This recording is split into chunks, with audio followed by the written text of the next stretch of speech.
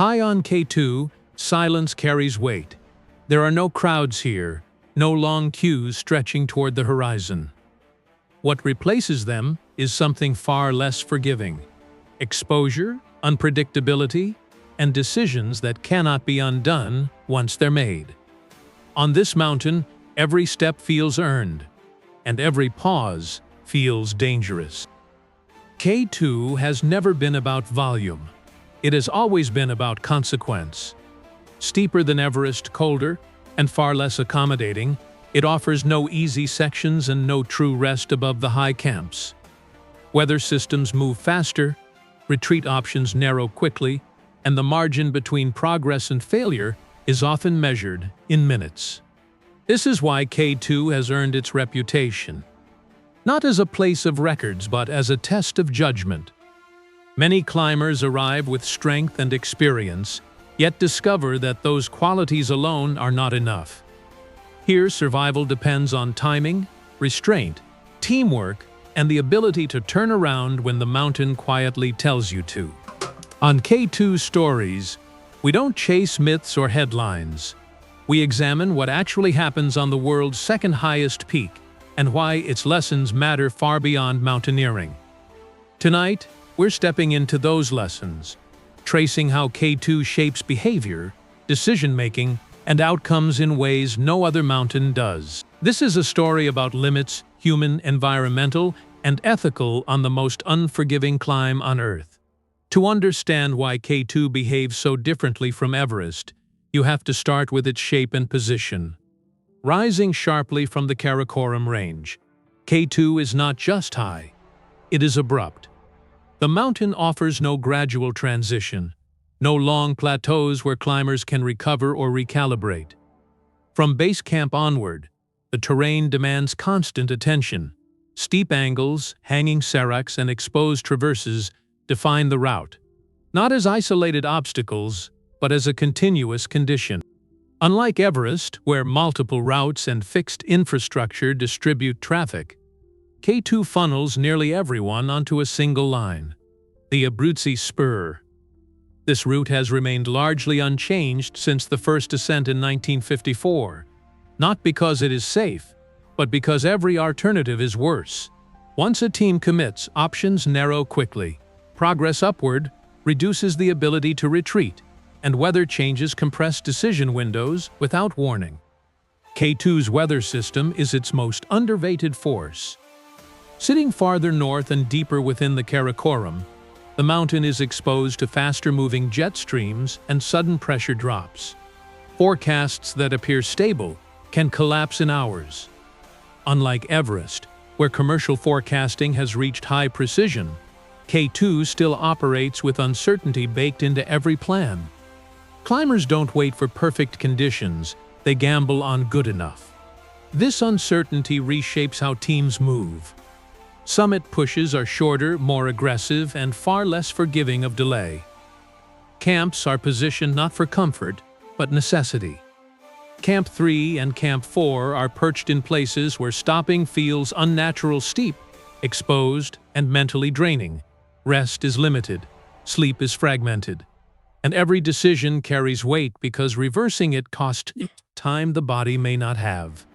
Historically, K2 has resisted commercialization for exactly these reasons. The mountain does not scale well. Larger teams move slower. Fixed ropes help, but only to a point. When too many climbers share the route, even small delays cascade into serious problems. As a result, K2 has remained comparatively quiet until recent years. As high-altitude experience and equipment improved, more climbers began to view K2 as the next Everest. Permit numbers increased. Logistics became more efficient, but the mountain itself did not adapt. What worked on Everest: larger teams, extended support, layered safety margins, translated poorly to K2's tighter geometry and harsher tempo. One of the defining features of K2 is how quickly it strips away illusion. Strength alone is insufficient. Ambition without restraint becomes dangerous. Even experience can work against climbers if it encourages persistence where withdrawal is wiser. On K2, the most important skill is not climbing, it is timing. This is where the mountain exerts its quiet authority. It doesn't punish mistakes immediately, instead, it compounds them. A slightly late start means colder temperatures higher up. A short delay at a bottleneck increases exposure across the entire team. A marginal weather call amplifies fatigue, just enough to blur judgment when clarity matters most. She still is in bill, but no intelligence that's great, sir. And effectively show up. Chicken here, woo. Survival and psychological progression doing to the bank, woo. The use, need you as can get woo. And you endurance to keen for a gap.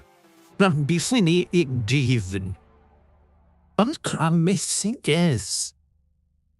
Knowing the question, honorable woos, survival on K2 depends on alignment, weather team cohesion, physical condition, and decision-making must converge in a narrow window. Miss that alignment and the mountain offers no backup plan. There are no crowds to absorb error, no alternative routes to escape pressure, no illusion that help will arrive quickly. What makes K2 so instructive is not that it is hostile, but that it is precise.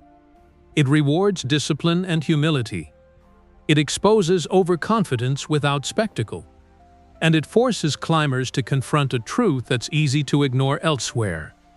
Not every goal should be completed just because it is within reach. As we move deeper into this story, one thing becomes clear. K2 is not a mountain that asks how badly you want the summit. It asks how well you understand when to let it go. Above Camp 3, K2 begins to compress everything: time, energy, and margin. The climbing becomes more vertical, the air thinner, and the consequences sharper.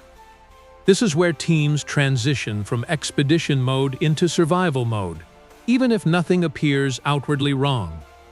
Progress slows, not because climbers are weak, but because the mountain no longer allows efficiency. Physiologically, the body is operating close to its limit. Unlike Everest, where climbers often spend extended periods acclimatizing at higher camps, K2 offers fewer opportunities to adapt gradually. The ascent profile is steeper, and recovery zones are scarce. Each push upward carries cumulative fatigue forward, with little chance to reset. This is also where decision-making becomes fragile. Research in high-altitude medicine shows that hypoxia subtly alters risk perception. Climbers don't necessarily feel impaired. Instead, they become more committed to existing plans, less flexible in response to change. On K2, that rigidity can be dangerous. Weather windows are narrow, and conditions can deteriorate rapidly. A plan that was viable in the morning may be obsolete by afternoon. Team dynamics play a decisive role here. Smaller teams tend to move faster and communicate more clearly, but they also have fewer buffers when something goes wrong. Larger teams provide redundancy, yet they introduce coordination challenges on narrow terrain. Rope management, pacing, and spacing become critical. A minor delay at the front can force everyone behind to wait in exposed positions, increasing fatigue across the entire line. One of K2's most misunderstood risks is not steepness, but commitment. Above a certain point, turning around is no longer simple. Descent requires as much concentration as ascent. Often, more fixed ropes may be in place, but they are not guarantees. Weather, ice conditions, and traffic all influence how quickly a team can move down. This is where timing becomes everything. Successful teams on K2 are rarely the strongest. They are the most conservative with their schedule. They start early, turn around early, and treat the summit as optional. This mindset runs counter to how achievement is framed elsewhere, but on K2, restraint is a survival strategy. History reinforces this lesson. Many past incidents on the mountain trace back not to lack of skill but to delayed decisions, waiting too long for conditions to improve, continuing upward because too much effort has already been invested, assuming that experience will compensate for deteriorating circumstances. K2 does not respond to effort, it responds to alignment. As climbers move higher, the mountain narrows their choices. Every decision excludes others. Pressing on reduces retreat options. Waiting consumes strength. Turning around preserves safety but challenges ego. These trade-offs are constant, and they do not announce themselves as emergencies. They present as discomfort, uncertainty, and doubt. What makes this phase of the climb so instructive is its quietness. There is no dramatic moment when the mountain turns. Instead, it gradually withdraws tolerance. The margin thins until only disciplined judgment remains. On K2, survival is rarely about one critical mistake. It is about a series of small decisions made under pressure, each one slightly harder than the last. By the time teams reach the upper mountain, success no longer depends on how far they can go, but on how clearly they can see when enough is enough. If K2 tests individual judgment, it also exposes the limits of collective responsibility.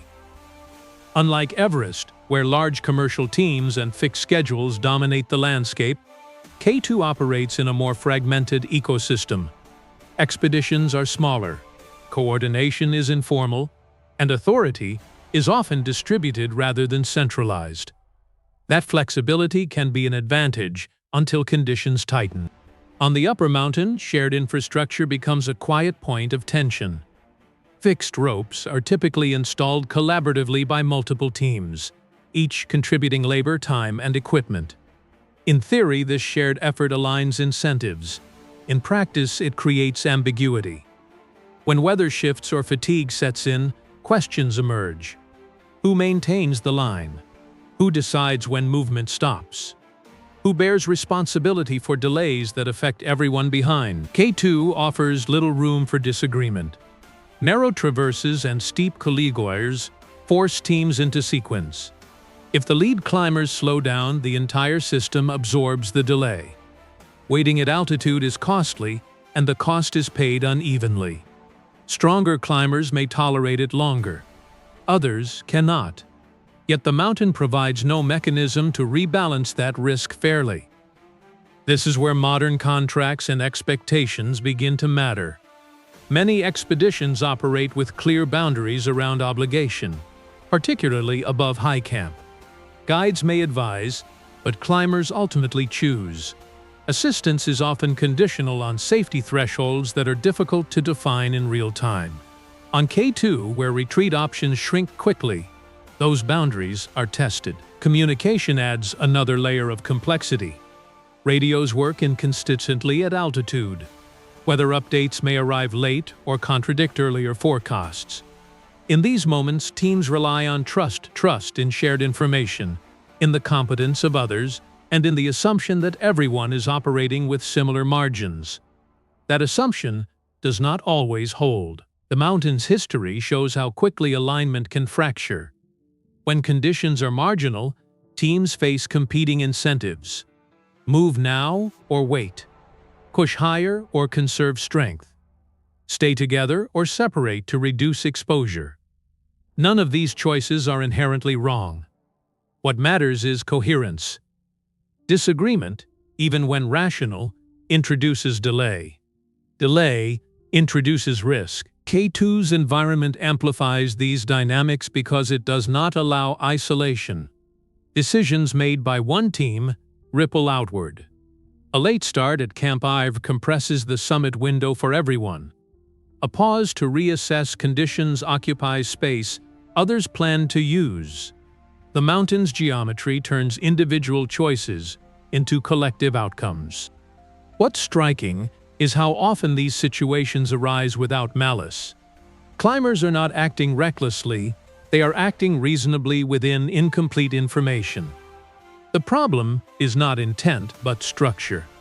K2 lacks formal mechanisms to arbitrate congestion, prioritize movement, or pause operations when thresholds are crossed.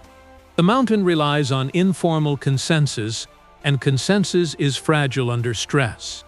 This fragility explains why K2 remains resistant to mass participation, It is not just dangerous, it is intolerant of scale. Systems that work with 10 climbers break down with 30. Add weather volatility, limited retreat options, and physiological strain, and the margin for coordination narrows to almost nothing. In this environment, ethics are not abstract, they are operational. Helping another team may increase exposure for your own. Waiting may protect one climber while endangering another. These are not moral failures. They are structural dilemmas created by a mountain that allows very little flexibility. K2 does not reward perfect decisions. It rewards timely ones made within a coherent system. When that coherence fails, when coordination lags behind conditions, the mountain does what it always does. It removes options, quietly and without negotiation. By the later stages of a K2 expedition, one reality becomes unavoidable. Survival on this mountain is inseparable from restraint. Not restraint imposed by rules or regulations, but restraint practiced voluntarily, often in moments when ambition feels most justified. This is where K2 diverges most sharply from how success is measured elsewhere. On K2, progress can feel deceptively close. The summit ridge comes into view. Weather may appear stable. The team has already invested weeks of effort, endured hardship, and aligned schedules around a narrow window. Turning back at this point feels counterintuitive, even wasteful. Yet history shows that this is precisely where the mountain demands the highest discipline. What separates successful outcomes from failure on K2 is rarely strength. It is the ability to treat turnaround times as absolute, not negotiable. Many experienced climbers describe K2 as a place where the summit does not confer permission. It merely tempts. The mountain offers moments where everything appears possible, even as margins quietly collapse. Environmental factors amplify this trap. Temperatures drop sharply as daylight fades. Wind accelerates along the ridges. Small delays accumulate until descent begins later than planned. On K2, descent is not a formality. It requires focus, coordination, and reserves that may already be depleted. The mountain does not differentiate between upward and downward risk. Both are equally demanding. This is why conservative planning is not a weakness here. It is an adaptation. Teams that succeed tend to build excess margin into every decision. They carry the willingness to stop even when conditions are acceptable. They understand that acceptable is not the same as sustainable. On K2, sustainability is measured in hours, not days. There is also a cultural shift underway. As K2 gains visibility, it attracts climbers shaped by environments where support systems are more forgiving. The expectation of fixed ropes, coordinated rescue, and external intervention does not translate well to this mountain. K2 operates largely without safety nets. When something deviates from plan, resolution must come from within the team, immediately. This mismatch between expectation and reality is subtle but significant. Climbers may intellectually understand K2's reputation, yet emotionally default to patterns learned elsewhere. The mountain exposes that gap. It demands not just preparation, but recalibration and acceptance that some goals must remain incomplete. In recent years, experienced voices within the mountaineering community have begun emphasizing this point more openly. Not as deterrence, but as clarity. K2 is not an escalation of Everest. It is a different discipline entirely. Applying the wrong framework increases risk, even when intentions are sound. What K2 ultimately teaches is that success is not defined by reaching the highest point. It is defined by coherence between plan and conditions, between ambition and margin, between the team's pace and the mountain's tolerance. When those elements align, progress feels controlled. When they don't, no amount of effort can force resolution. By the time climbers begin their final descent, the mountain has already rendered its judgment. not based on courage or desire, but on decisions made hours earlier. K2 does not require perfection. It requires humility, practiced consistently, even when the summit is close enough to touch. And that lesson lingers long after the climb ends. K2 leaves very little behind once a season ends. The ropes come down. The camp's empty. Weather erases most evidence within weeks. What remains are lessons quiet, durable, and difficult to ignore if you're willing to look at them honestly. More than any other mountain, K2 clarifies the difference between capability and judgment.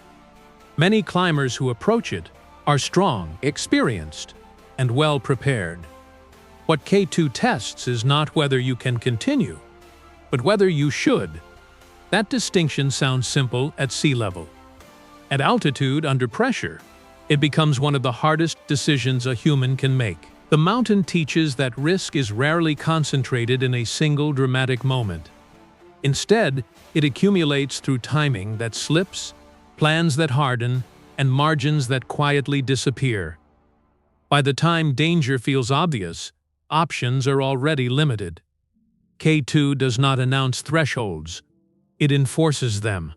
There is also a broader lesson here, one that extends beyond mountaineering. Systems with narrow margins cannot absorb scale, delay, or indecision without consequence. Whether on a mountain, in aviation, or in any high-risk environment, success depends on respecting limits before they are tested. K2 simply removes the illusion that those limits are flexible. Perhaps the most important insight K2 offers is this: restraint is not failure. Turning around is not weakness. Choosing margin over momentum is not wasted effort. On this mountain, survival favors those who treat ambition as a variable, not a mandate. K2 will continue to attract climbers, and it should. It represents the outer edge of human exploration and discipline. But it also demands a different definition of success, one grounded in humility, coherence, and the courage to stop. Welcome members of Canal me Avalanche. I'd led you outline our fate with us. And you moves. We can't us of a new period and look at it today should have been an almighty and we put and give enough for you to look line type. So you to excite sometimes was a bit up this with TV. On K2, reaching the summit is optional. Coming back alive is not. If you value stories that examine risk with clarity, not spectacle stories that focus on decisions, systems, and lessons that endure, this is what we do on K2 Stories. Thank you for watching.